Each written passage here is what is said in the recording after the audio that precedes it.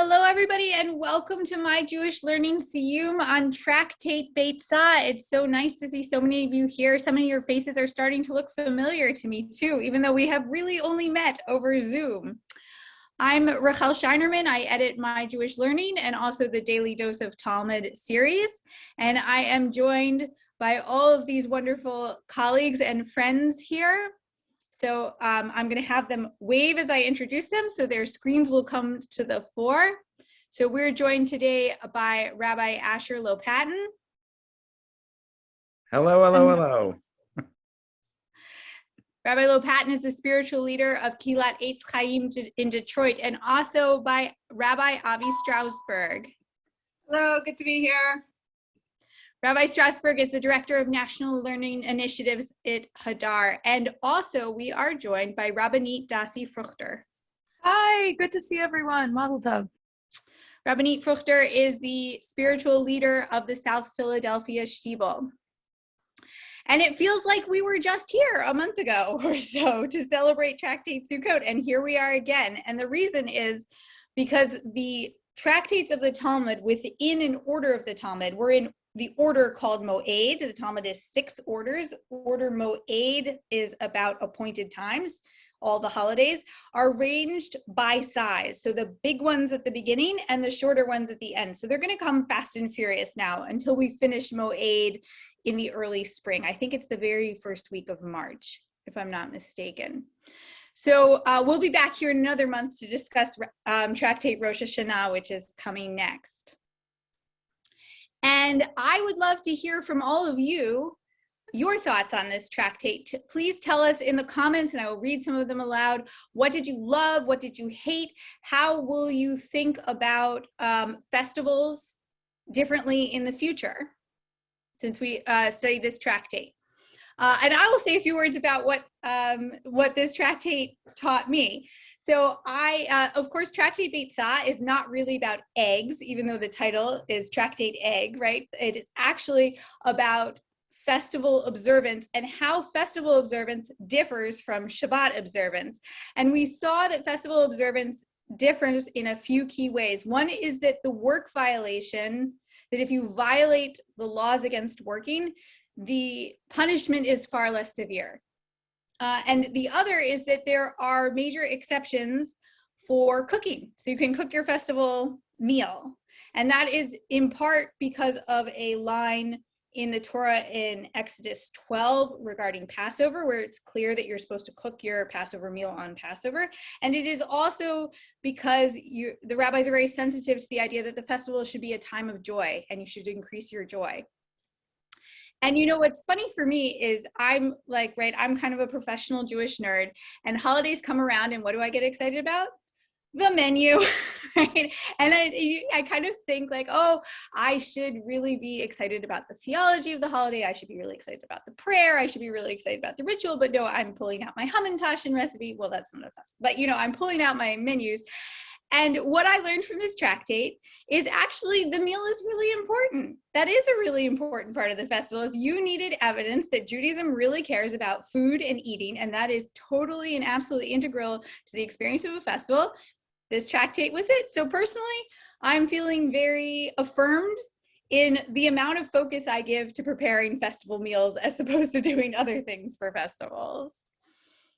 All right, so let me pass the microphone because we have our panel of experts here to each teach us a little bit of something from the tractate that they really enjoyed. And I also want to hear from all of you. So if you're just joining us, a reminder to please go ahead and share in the comments what you loved, what you found hard about this tractate, how it will change your holiday observance, what you will take away from it, what you will remember.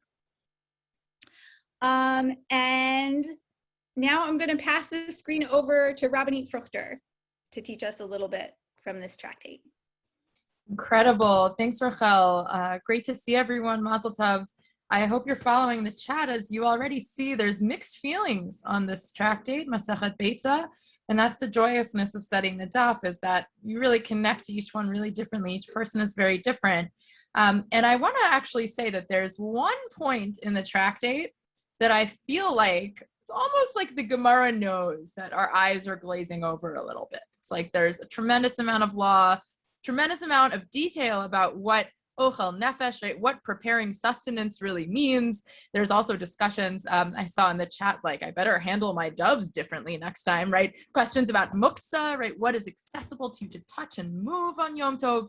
On daf 15 and 16, however, there's a really interesting story about the sage Rabbi Eliezer, who gets pretty mad at his students who leave his lecture early. Raise your hand if you remember this story. Rabbi Eliezer is like, who's leaving my lecture early, right? So there's a fascinating discussion on daf 15b about, wait a minute, doesn't Rabbi Eliezer hold that there's an obligation to have joy on Yom Tov? And therefore everyone's getting up and leaving the lecture because like their families are waiting and they've cooked beautiful meals and it's time to have joyousness, right? And the answer was that Rabbi Eliezer thinks it's an option to have that kind of physical joy on Yom Tov. You get to choose what it looks like to have joy on Yom Tov. And it's a really interesting thing. On this daf and then the following daf, just little snippets about what really joy looks like to different people. Of course, experiencing physical joy through the act of eating food really is central to this tractate. But right here, you get a hint, just for a moment, that for some, joy is actually spending your day in the Beis Medrash, spending your day learning, which I thought was really interesting. And then if you continue on onto the bottom of daf 15, we learn that God actually tries to calm us down a little bit by saying, if you're worried about your expenditures on a Shabbat or Yom Tov, borrow on my account. It's okay, you can borrow on my account. And this Gemara is actually the source for one of my absolute favorite Shabbat songs, Shabbat Zmirot, called Shimru Shabtotai. It's a really beautiful song, and the chorus is Ulvu alai banai, borrow on my account, my children. Spend as much as you want on Shabbos and the holidays. Try not to worry about the amount you're spending because joy is just that central. That's the second point. Number one, joy is subjective. Number two, sometimes our joy is a little bit anxious when it's connected to the money we make, right? And so God is giving us a little bit of a breather and saying it's going to be okay. And then third, and finally, on daf 16, there's an amazing story. And this was the daf, I believe, for Yom Kippur. So I would pay money to see myself teach the daf outdoors to 100 people in the heat on Yom Kippur. It was very funny, just kind of like screaming Beitzah in the middle of some parking lot. But it was a really interesting discussion about gift giving and the importance of leaving a mark on children to whom you give a gift so that the recipient, the adult recipient of this gift through their child, knows that gift giving is happening in the world. So what this actually means is if Rev Avi Strausberg wants to give my child a chocolate bar, she would have to smear the chocolate bar on my child's forehead. Why? According to the Gemara, so that everybody knows that gift giving is happening in among the Jewish people, which is awesome. It's really great. And it's final reminder just of other ways that joy actually happens. And that's through the act of creating community, creating shared goodwill. Reminds me a little bit of Mishloach Manot, right? Of guests that you might have. That also comes up as a theme in the tractate.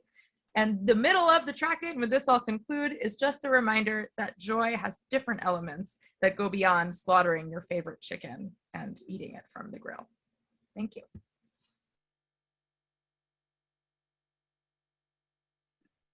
Unmute myself. Thank you so much, Rabbanit Fruchter. I'm noticing that one of the comments I've seen a couple of times in the chat is people aren't sure what to make of the idea that that festivals are less strict, but they're more joyful. And I think people are bothered by the idea that joy doesn't translate as quickly to Shabbat. Would any of you like to pick up and respond to that? Why are we so concerned about joy on festivals, and why aren't we more concerned about joy on Shabbat? I'll just say one quick thing is that there's a difference between simcha and oneg, right? Shabbat, we talk about enjoying Shabbat, oneg. and it's a different thing. It's a different creature. And of course, we don't say Tachanun, we don't say the sad prayers on Shabbat. But it's really, there's a big difference between simcha, joy, and oneg. And so Shabbat is a very protected space that enables us to feel a very deep sense of pleasure and enjoyment and positivity and optimism.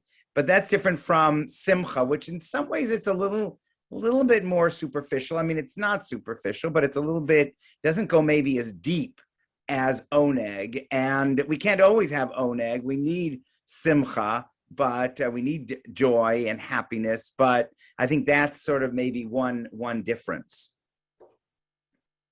Yeah, a lot of people are commenting also that they appreciated the passage in this tractate that talks about the extra soul we acquire on Shabbat. That really spoke to them as well. All right, Rabbi Lopatin, I'm going to pass the microphone to you and we'll share more of people's comments after that. Yeah, I'm a little, like as Rabbanit Dasi, a little bit taken aback by all the negativity towards Beitzah. And it's hard. That's another thing people are talking about. They're talking about how hard it is.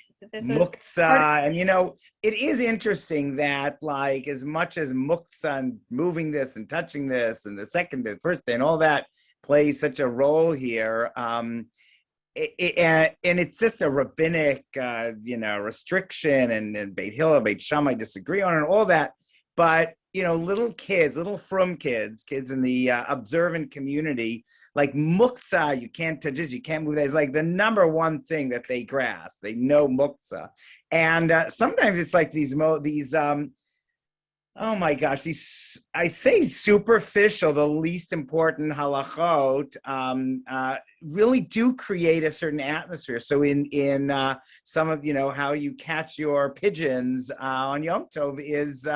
These little tiny details, sometimes they really do capture, create a spirit. I have three different parts. One of them, I'm a rabbi of a modern Orthodox shul, and it comes up a lot of second day Yom Tov. This year, oh my gosh, when we had every, Rosh Hashanah was 2 days, that's discussed also. But Sukkot 2 days in the beginning and at the end, and really I have congregants that chaff and have to take of why are we repeating it? Why can't we do like in Israel? And so of course the most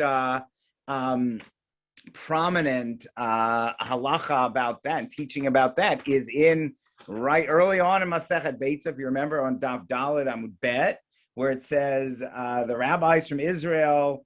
The whole thing with the fires and the technology, and then the minim, the kutim, people who didn't want our system to work, kind of got in the way of good technology. So they had to send runners out, and the whole thing about in the diaspora, they didn't know exactly when Rosh Chodesh, the new moon, was. Eventually, we have a set calendar. So Hizaharu b'minhag avotechem b'yadechem. So on Daf Daled Bet, the Gemara says that you got to be careful, or it's really a bright, careful of the customs of your forefathers and foremothers that are in your hands. And so it's tough. It's not easy that to explain, to come up with the right reason for second day of Yom Tov. And actually, I would say that the Gemara's reasoning is not enough, really, to satisfy people today. And I really have learned a lot about this. And, it's really, Rabbi Jacob Pedikowski of blessed memory talks about how to make the second day special and different, like we do on Simchat Torah, Simchat Torah, which again, in those who observe 2 days of the end of Shmini Atzeret, outside of Israel is so much more festive. So but this is a big law, and this comes up a lot. The other thing that I love about the leniency is on 12a, Yud Bet Amud Aleph, the concept of mitoch shutra l'tzorach, hutra shelo l'tzorach. Once we get a leniency for cooking and for eating, we spread it out. It's a beautiful concept. And yet, on Kav Aleph Amud Bet, this is really neat. I love it that Rabban Gamliel is strict about, if you remember, baking these thick loaves. And he's thin loaves you can do, thick loaves, pitzin, gritzin. He's very strict about, we didn't do it and we don't do it. And we paskin, he says we were like Beit Shammai, which is rare, but in that case. And then I love the Mishnah that answers him, Omrulo, just because so we're not following you because your minhag, and there's a beautiful idea here, they were strict on themselves, but they were lenient to Klal Yisrael, to the Jewish people. And I think there's just a beautiful idea of that. You know, there can be things that we're strict about and that we keep, but we don't necessarily need to advocate for everyone to do that. Now, they're not saying that they're advocating for people not to keep Yom Tov or Shabbat or anything like that, but there is a real recognition here that there needs to be freedom of choice, and that something that maybe is very dear and special to you shouldn't not necessarily be imposed on others. And so even it gives sort of a flavor for this Masechet, that some of these details that are very meaningful for halacha, for Jewish law, that people have to decide what's good for them. And sometimes there are people that take different parts of the law. Again, I'm not imposing anachronistically that they're just, they're Reformed Jews and that there's autonomy and, you can choose, that halacha has a vote but not a veto. But there is a very interesting distinction in the Mishnah that between what you might impose upon yourself and you would impose upon others. And just to finish off, I think that in some ways, there's a real struggle here in this Masechet and in Yom Tov itself between preserving Yom Tov and being lenient, preserving a custom, but making it meaningful. And that's a real struggle on Yom Tov. And actually, we went through it with COVID also. For the second day of Yom Tov, the first year of COVID at Passover, I said, you can, I'm going to Zoom. I'm going to use electricity. I'm going to use that. And I said, I'm going to communicate with people. I'm going to call people second day of Yom Tov, because there's some people, even in Orthodoxy, many that are lenient about electricity. And it was a real balance between the character of Yom Tov and the holiday, and is it preserving the character or not? And that's really, I think, a lot of the struggle going on when you have this great leniency of any kind of pleasurable thing is kind of permissible on Yom Tov. And then the rabbis want to ratchet it back and say, we got to preserve the holiness of Yom Tov. Shabbat is so much simpler to preserve the holiness. It's so much more protected by the law. But Yom Tov, we really want to, it's more open. So we have to have all these details and tell you how to catch your pigeons and your fish, because it's so precarious. And I'll just end with, we have a question in our community, basketball on Shabbat, sports on Shabbat. Can the kids play basketball or not? And I'm lenient on that, but I understand people might say it's not in keeping with the character of Shabbat. I think it is. It's beautiful. Kids coming together and, in kindness, and maybe a Shabbat way of playing. But there's a balance of this Masechet. It's really struggling to preserve Yom Tov in sort of a permissive atmosphere according to the Torah. Thank you, Rabbi Lopatin. We talked a little bit about how hard this tractate was, and that elicited another round of comments from people who had a good time with it for very different reasons. So let me just share a few of those right now. One of you wrote, I like that enjoying the festivals is a priority and can often override particular laws. That was meaningful to one of you. Another, I love the Talmudic realization that holiness and community can be found at the dinner table. Another of you wrote, I enjoyed Beitzah because it just seems so much more practical than other tractates. Someone from Montana sends blessings and says, I found the discussions of food preparation most interesting. One, because it reminds us of how much closer to the source of the food the rabbis were, in contrast to us grocery store shoppers. Live animals, grinding spices, and how the rabbis clearly didn't do some of the preparation, i.e., how can you say that the amount of water in a dough is insignificant?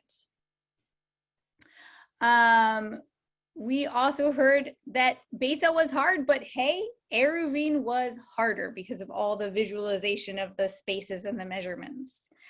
And some of you are feeling, now that we're 8 tractates in, that you're getting the hang of Talmud, you're seeing connections between other tractates that's making it start to all fit together a little bit more. So we got these comments.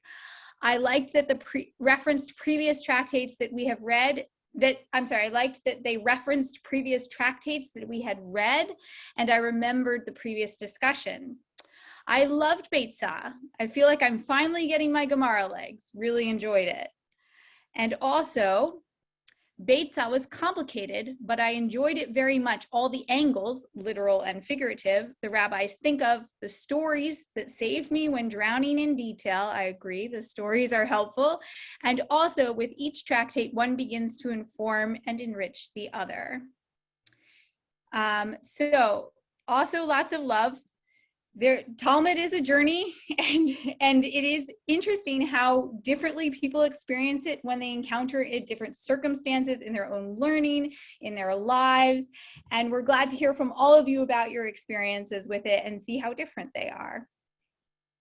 I'm going to pass it on to you, Rabbi Strausberg, next to teach us a little more. Wonderful. Okay, so good to be here with you. I actually want to chime in on the same passage. This is the first time this has happened in however many Siyyumim we've done together already. But I want to chime in on the passage that Rabbanit Dasi originally brought up on 15b, talking about joy. Amazing to see we're having some sort of synchronicity here. And go a little bit deeper. If you want to see the passage in depth, I'm putting the link in the chat, so you could go ahead and open it, or you can just stay here with me. And so as Rabbanit Dasi was saying, we have Rabbi Eliezer. He's teaching on Yom Tov in the study hall. He's lecturing on the Chag. And he's noticing that as he's teaching, all of his students are successively leaving to go home and to go eat. And he just is sort of like the teacher. He just keeps on lecturing and teaching. He's like so into the learning of the day, but people are getting hungry and they need to be with their families and they want to have the food. And so the first group of students left and he's like, oh, they must have tons of food at home. And the second group of students left, well, they still must have these big batches of food at home. And fourth and third and second, until finally 6 groups of students have abandoned him in his teaching, and the study hall is getting smaller and smaller. There's just this little hardcore group of students that are still remaining. And he says, oh, this last group, Kachishit Letzet Amar Halalu Ba'ale Me'ara. He says, when the 6th group leaves, he says, these students, they're people of a curse. Why are they even leaving? What do they even have to go home to? They should be staying and learning with me. So I just want to pick up there in the text.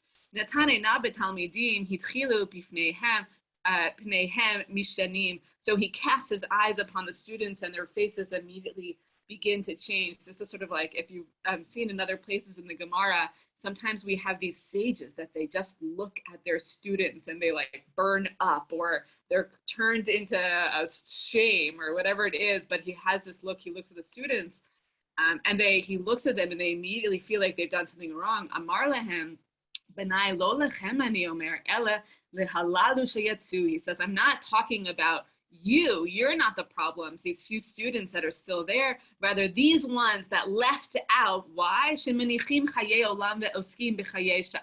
Because these ones, they're leaving the eternal matters and they're going out, they only care about sort of the temporary matters, the matters of the moment. And it's a bit of a confusing section here, because the whole point is that it's Chag, and what are they doing? They're leaving their learning to go home and eat and to be joyous with their families. It's not really like, they're leaving for Chayei Sha'ah, for the moment. They're like leaving to do this other form of joy on this festival.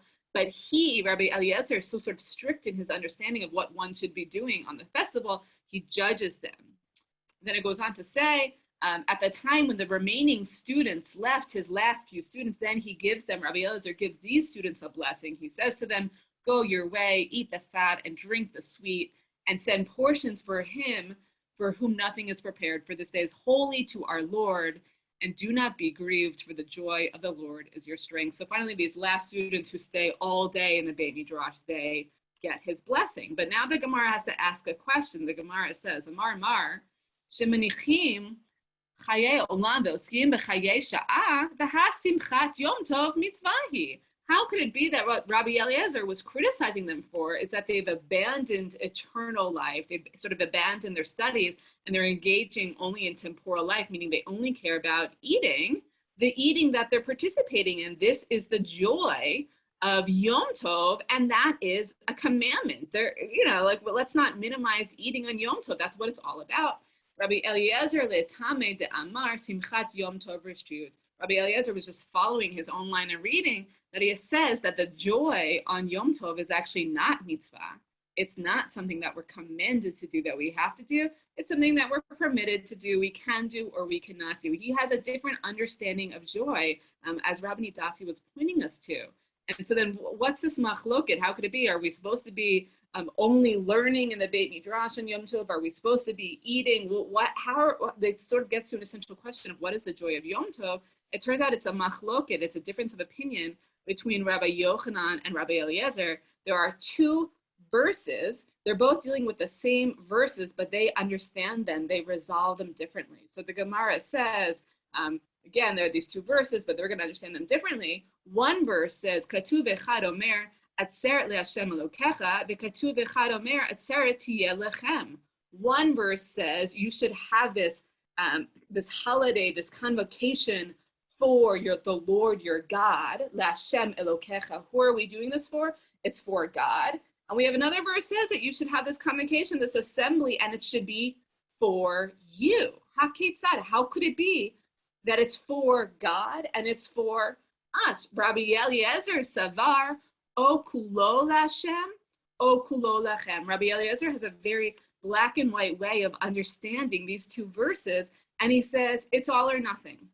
It's either the holiday is entirely for God in the way we're observing it, or the holiday is entirely for us. But it can't be both, right? And so either you are in the Beit Midrash learning all day, or you are eating all day, sort of suiting your own needs, but it can't be both. Whereas Rabbi Yehoshua Savar, Chalkehu, Chetzio L'Hashem Chetzio Lechem. Rabbi Yehoshua thinks that actually you can split them. You can fulfill both the verses, that it is a tzeret, it is a holiday both for you and for God. Half of it can be for you and half of it can be from God. A sort of a different, more glory, great celebration.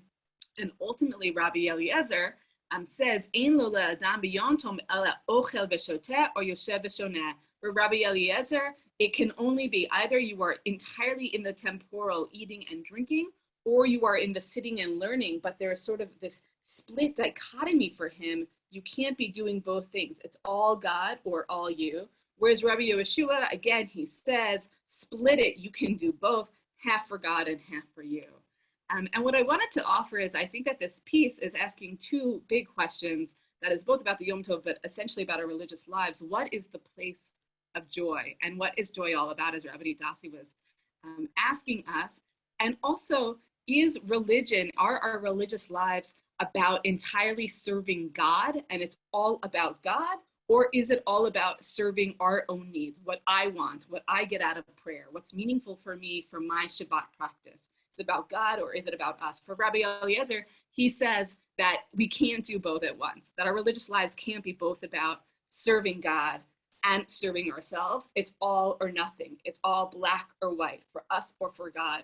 Whereas Rabbi Yehoshua, he's offering us a bridge of a model and suggesting actually split it. It can simultaneously be an atzeret, it could be a holiday that is for us and for God. And my hope and my blessing is that we don't fall into this trap of seeing the world in the dichotomies of it's all God or us, all joy or all seriousness, all learning or all bodily pleasure, but that we see that they can actually be all mixed and roll together, that while we're learning, we're also eating. While we're joyful, we're also engaged in serious and meaningful learning. and that we are serving God even in the moments in which we are taking pleasure ourselves. So with that, with your permission, I want to turn to the end of the Masechet, and we'll do a quick finishing up.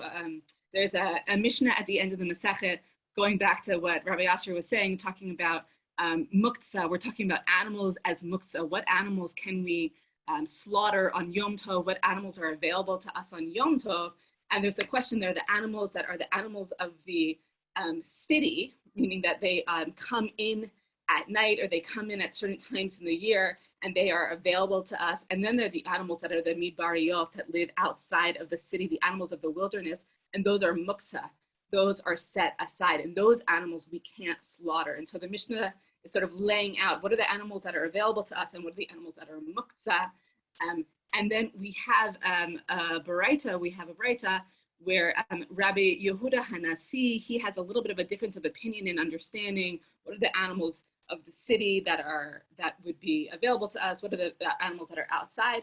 And basically he says that any animals, he disagrees with the rabbis, and he says, whereas the rabbis say is if the animals go out at Pesach to graze in the fields, but they come in with the first rains, they would still be considered muktzah. They would be set aside. Even though they come back in with first rains, they are muktzah and set aside, and therefore we couldn't slaughter them. Rabbi Yehuda Nasi says, no, even if they come in with the first rains, they're not muktzah. They're not set aside. You could slaughter them.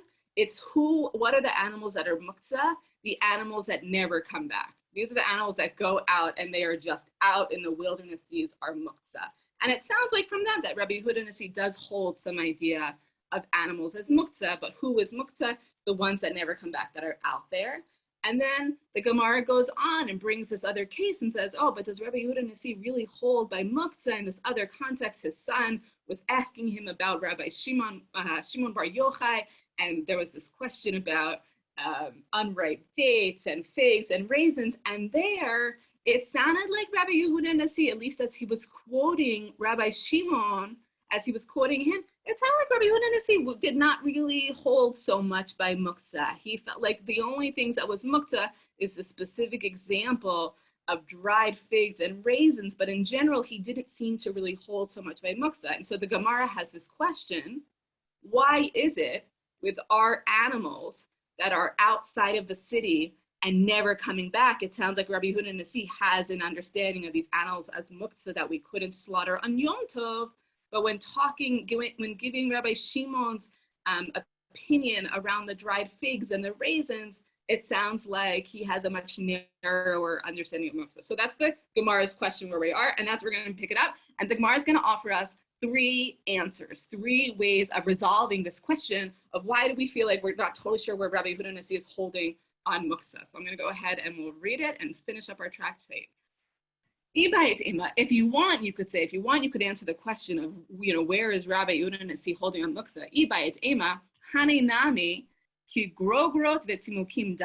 You could say, actually, the animals, the midbariyot, that Rabbi Yehuda Nasi is saying are like muktzah and therefore would not be available to us Yom Tov, they are similar. They are like the example of the dried figs and raisins. He's equating them. We're not going to go deep inside of that. And for that reason, he's actually consistent in his own understanding of muktzah. Or you could say a second explanation to understand Rabbi Yehuda Nasi. Lidvarav de Rabbi Shimon Kamar Bele La Sfirle. You could say that actually he was never giving his own personal opinion on muktzah, as he is in our Baraita talking about the animals. Actually, he was only giving Rabbi Shimon's opinion on muktzah, and he didn't actually hold by that. So one explanation is, this is actually consistent within his own understanding of muktzah because these 2 things actually line up. One is actually he was never giving his own opinion. He was speaking in the name of Rabbi Shimon, and he doesn't hold that way. A third explanation, he actually was speaking sort of according to or from the perspective of the Rabbanan. Ledidi ein muktzah eledidchu. He was saying, for me, I don't actually hold by muktzah, but for you guys that do hold by muktzah, wouldn't you agree with me that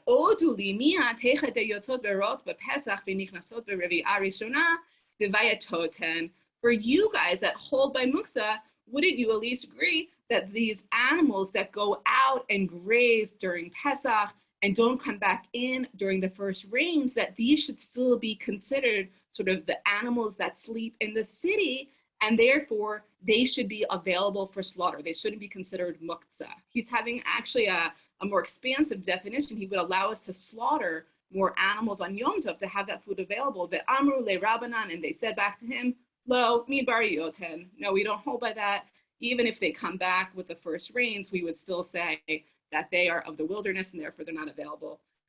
What I want to just say about this by way of closing, about this, a little bit of this complicated section, is to say it can be so hard to see other people's perspectives on things. So often when we're giving our own psak, when we're giving our own halacha or our own perspective, we can only see it from our own opinion. And what's amazing about these three different answers, the first answer is trying to make Rabbi Yehuda Nasi consistent within his own logic. Well, this is consistent for Rabbi Yehuda Nasi because he thinks A is like B. Fine. The second is he never actually held like Rabbi Shimon. He just was giving over the teaching of his teacher, and he didn't actually hold by him, but he was so able to identify with that position. It was as if it was his position that was confusing. He was able to identify. And the third is he was speaking for the rabbis. He was saying, I don't actually hold by this muktzah, but for you guys that you do, I'm going to put myself so deeply in your perspective that I can argue it from your position. And so the sort of the blessing I would offer us here is to be able to get out of our own perspective, to step out of our own shoes sometimes, and to be able to stand so deeply in this perspective of the person that we're sort of arguing with or talking with, that we can really understand their argument, understand the internal logic and consistencies of their argument, and that sort of that's how willing we are to set our own, for the moment, to set our own perspective aside. So wishing you a mazal tov and a yasher koach on your learning. And now I think we'll probably move to the Hadran. We will. Another tractate down. All right, so my colleague Ben Harris in the background is going to put that on the screen for us.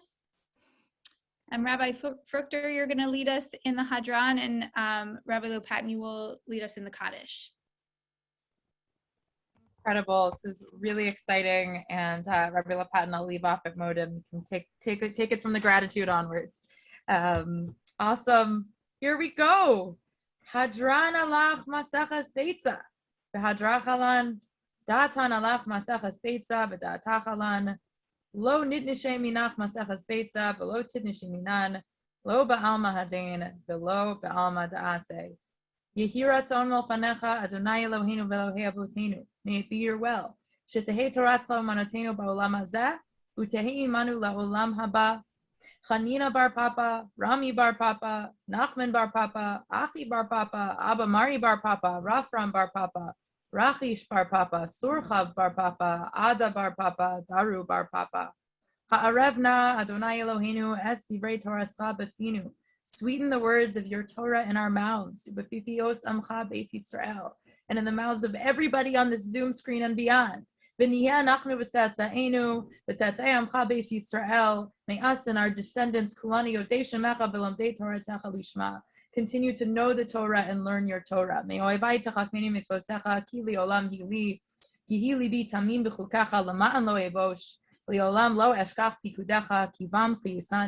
Baruch atah Adonai lamdeni chukecha. Amen, amen, amen. Selah ba'et. Amen, amen, amen. Modim anachnu lach lefanecha Adonai Eloheinu v'lehavotenu. We are so grateful, Hashem, shesamtach alkeinu miyoshvei Beit Hamidrash, that you allowed us to be part of a Beit Midrash, v'lo samtach alkeinu miyoshvei kranot, and not in some other not worthy behavior. Sha'anu mashkimim v'heim mashkimim. We work hard. We wake up early. Hey mashkimim, anu mashkimim l'divrei Torah. We are waking up to Torah. Hey mashkimim l'dvarim b'teilim. Anu amelim v'hem amelim. We are working. Everyone's working, but anu amelim mikablim schar. Hopefully, with our learning and our practicing what we learn, we get reward. V'hem amelim v'eina mikablim schar. Anu ratzim v'hem ratzim. We are all running around. Anu ratzim l'chayei olam haba. God willing, we are running towards life in the everlasting world. V'heim ratzim lever shachad. Shneimar v'atalohim toridim lever shachad. Anshei damim u'merma lo yechatzu yemeihem v'ani eftach bach. Yiratzom avanecha Adonai Elohai shekashem shazartanu l'sayim masechet Beitzah. Just as you helped us finish off masechet Beitzah, kintaz reinu l'achil masechtot u'sfarim acherim. God willing, you will help us open up and start and finish other tractates. U'lesaimam lilmod u'lamei lishmor v'lasod u'l'kayem et kol divrei Talmud toratecha be'ahava, doing it all with love. U'tzchut kol hatzaneim v'amorim v'tamei chacham yamod lanu l'zareinu shelo yamush haTorah mipinu u'mipi zareinu v'zera zareinu ad olam v'yikayem banu b'halacha ta'anchel otcha b'shokbat tishmor alecha v'hakitzot tehi tzichecha ki v'yirbu yamecha v'yosifu l'cha shnot chayim. Through Torah, through being part of this tradition, we'll find long life. Orech yamim b'minah, b'smola osher v'chavod. Adonai oz le'amo yitain, Adonai yivarech et amo v'shalom. May God give us strength, and may God bless us with peace. And now the Kaddish that is said with all of us being part of it, and feel free to say along with me when the time comes to chime in, and we'll stand. Yitkadal, yitkadash shemei Rabam. Ve'almadu atilit charato l'chaya meitayu l'asaka l'chaya alma l'nivnei. Karta Yerushalayim. L'shalchel chechel lebigavei. U'me'aker pulchan anuchra me'aro l'tava. Pulchan adishmaya. Le'atre v'yamlich kutsham brichu. V'malchutein v'karei. B'chayechon v'yemechon v'chay l'chol Beit Yisrael. V'agalav izman kari v'imru amen. Yehei shemei Rabam v'varach. Ve'alam omel maya. Yitbarach v'ishtabach v'yitpa'ar v'yitramam v'yitnaseh v'yithadar v'yidalev v'yidalav shmei v'yishab b'richu. Le'elam in kover chadav v'shirata v'shirata v'nechamata d'amiram ve'ama v'imru amen. Now, blessing for all those who are learning Torah. Al Yisrael v'Rabbanan v'al Tamidehon v'al Kol Tamidei Tamidehon v'al Koman Daskim v'Raita Dibatra Hadein v'Dibachol Atar v'Atar. Wherever you are, Yehei Lahon Lachon Shlama Rabba China v'Chisa v'Rachamei v'Chayei Rechem v'Zonei v'Vichei. For Kanami Kodam Avon v'Shmaya v'Ara v'Imru Amen. Yehei Shlama Rabba min Shmaya v'Chayim Tovim Aleinu v'al Kol Yisrael v'Imru Amen. Oseh Shalom v'Ramav v'Yaseh v'Rachamav Shalom Aleinu v'al Kol Yisrael v'Imru Amen. And I did bring a prop here, a little Beitzah, to make a shahakalon. Baruch Adonai Machlam Shakol Niyevi Dvaro. Amen. Amen. All right. Thank you to Rabbi Lopatin, Rabbi Strausberg, Rabbanit Fruchter, as always, for your wisdom, for your teachings, for your energy, for answering questions on the fly. And of course, thank you to all of you, our participants, for your questions, for your insights, for your enthusiasms, for your frustrations. Thank you for sharing all of them with us and for making this an incredible virtual Talmud learning community.